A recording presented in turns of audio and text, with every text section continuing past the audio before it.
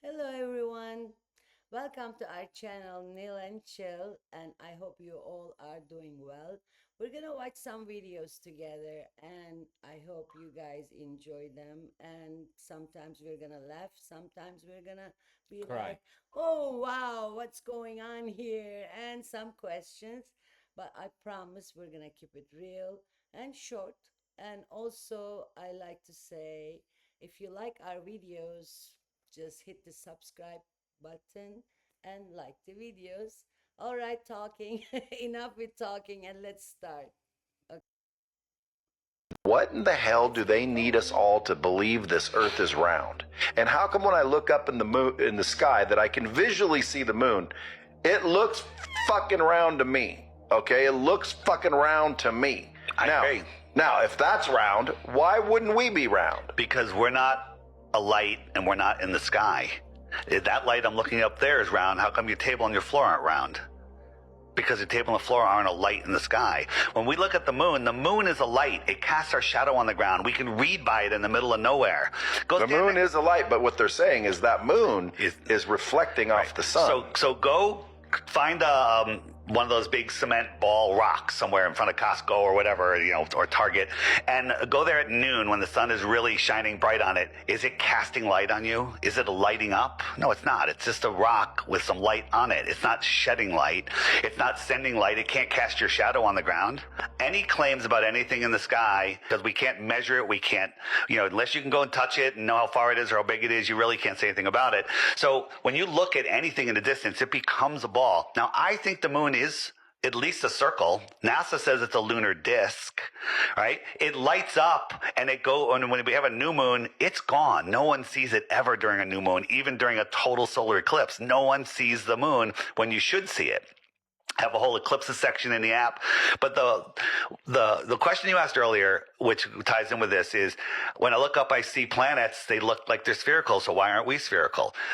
I want everyone to go out, get a star tracker or moon planet tracker, and when Jupiter is out, Jupiter is super bright. It's the brightest. It looks like a star. It's bigger than any other star. It's super bright. It's easy to spot in the sky.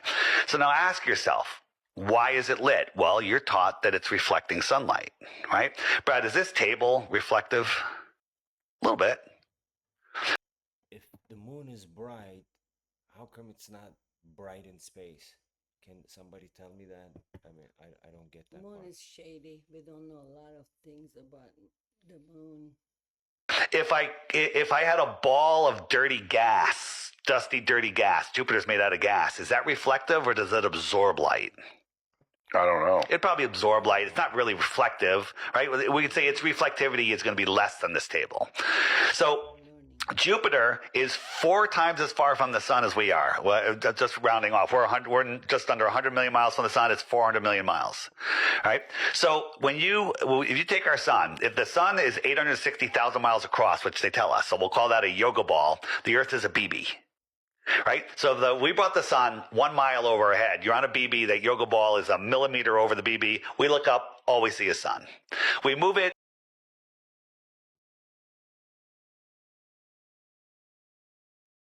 You got something to say?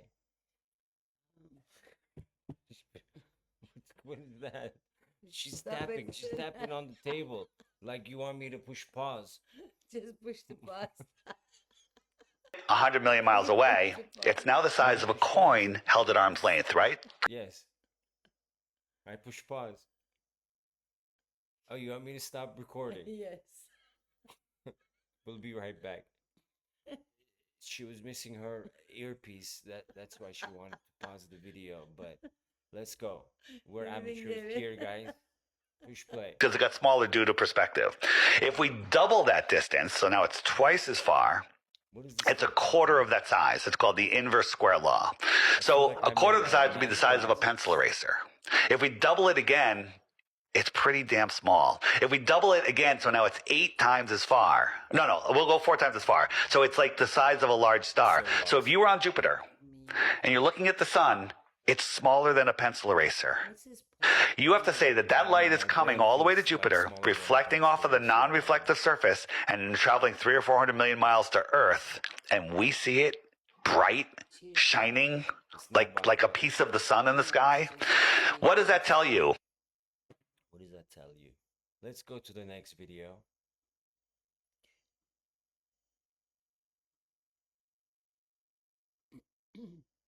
Understand what y'all looking at, man.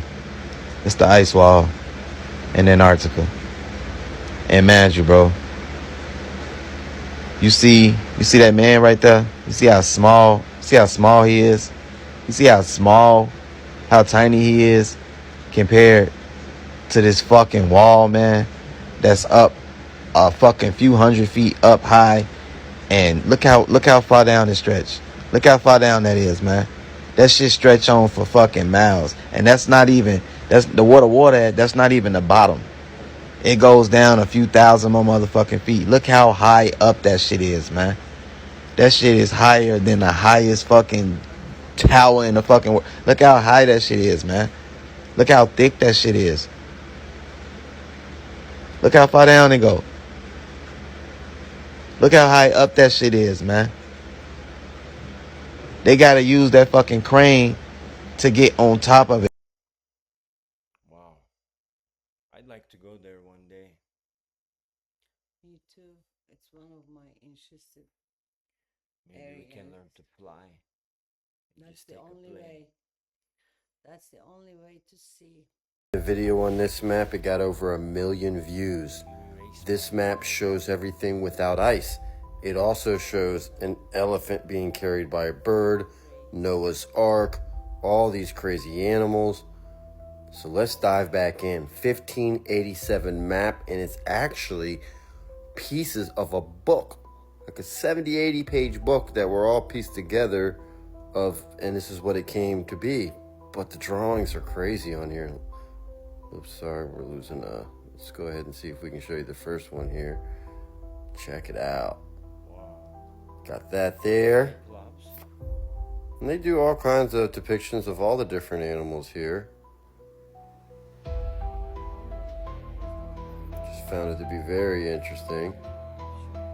But they always have crazy characters in there too. Here they're swimming across the different territories. Then it goes past everywhere, like when you zoom out and you see everything, look at all the lands around. Everywhere.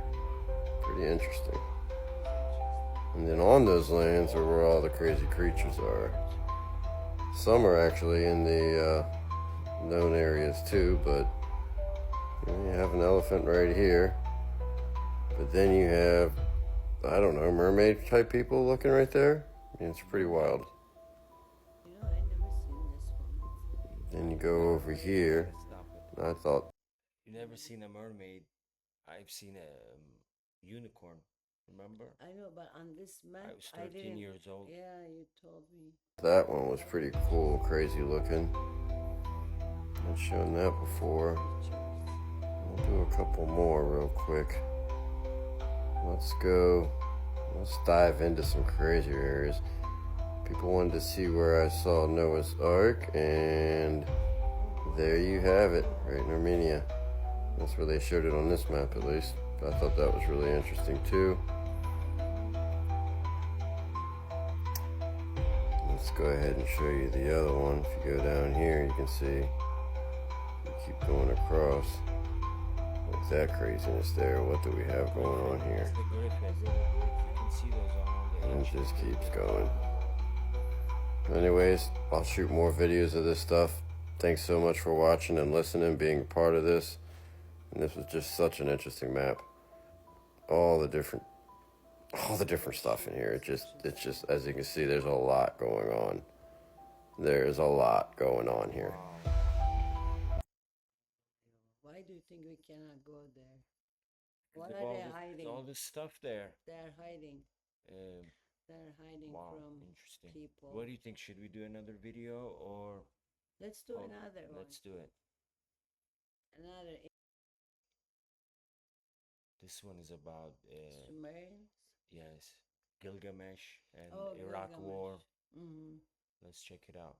cylinder seals were engraved with instructions on how to create portals into any point in space and time. Stargates, one of which is hidden in Iraq, the OG homeland of the Sumerians. The US government got a hold of these seals in their instructions in the 40s, which they used to create their own portal in Project Looking Glass. This Looking Glass viewfinder was used in various rumored projects, like the Philadelphia experiment, the Montauk project, and even the Vatican's chronovisor. So they started using this machine to locate more Sumerian cylinders, whose knowledge they could use to further expand on this technology and make it more and more powerful. The problem was these cylinders were mainly located in Iraq, and the political climate over there made them pretty hard to attain, to say the least. Even stranger, in the 1980s, one of the first things then newly elected Iraqi dictator Saddam Hussein did after he came into power was restoring and fortifying the Ziggurat of Ur, one of the key archaeological sites in the historic discovery of the ancient Sumerian city of Ur, and exactly where one of these stargates is said to be hidden. So the pressure was on. A rogue dictator potentially had access to reality-altering technology that he was gatekeeping all for himself. So the Americans launched Operation Desert Storm into Iraq in 1991, the Gulf War, under the guise of liberating Kuwait from Iraqi occupation. But the rumors claiming they were really after those Sumerian cylinder seals. This was stage one, during which time Russian newspaper Pravda reported that Russian Colonel Petrokov witnessed a UFO get shot down from the sky in Iraq during this conflict,